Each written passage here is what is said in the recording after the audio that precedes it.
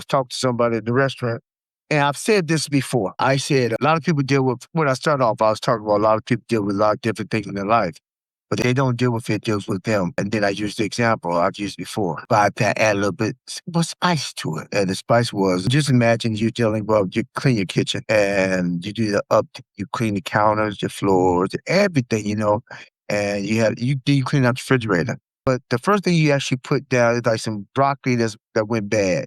First off, it's broccoli, it went bad. You put it in the garbage can because that's the location that's supposed to be.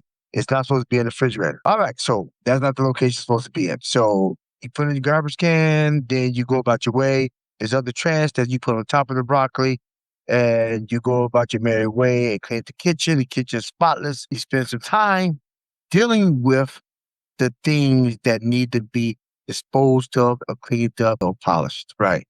You leave the kitchen and everything's fine. You spray your fragrances so it can have a nice, fresh smell. And then you go about your way. And the kitchen's really clean, in your opinion. But this is what happens. When the fresh air hits, it's constantly hitting things that are stagnant. And when the stitch starts to arise a little bit more, you say, okay, I think it's about time to go. Time to go. Because you're only going to let people get so close before they smell your true funk, before they get to the depths of your issue, because you don't want to deal with it yourself. And when you have to, so you want to deal with it. So what you do, you keep on spraying salt on top of it. You keep spraying layers of fragrances, so therefore it can kill the odor. Same principle goes when a person uses oxycodone or they start smoking weed or drinking excessively too much because you're trying to hide the pain.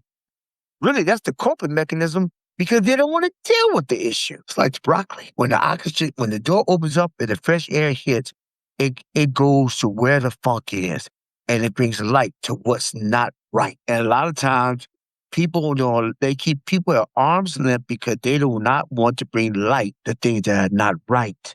Because they bring light to things not right. What that means that they don't have to deal with it. And it doesn't take much work because when you make it right with you, it becomes right with others. Because how can you love others if you don't take time to love yourself? So take the time to get to the bottom of the garbage can and clean the broccoli that's been permeating your kitchen and throughout your house and affecting the people around your house and affecting the person that's closest to your inner court. So I have to say that I want to with you all because I think it's important. A lot of people push people off because they don't want to deal with themselves.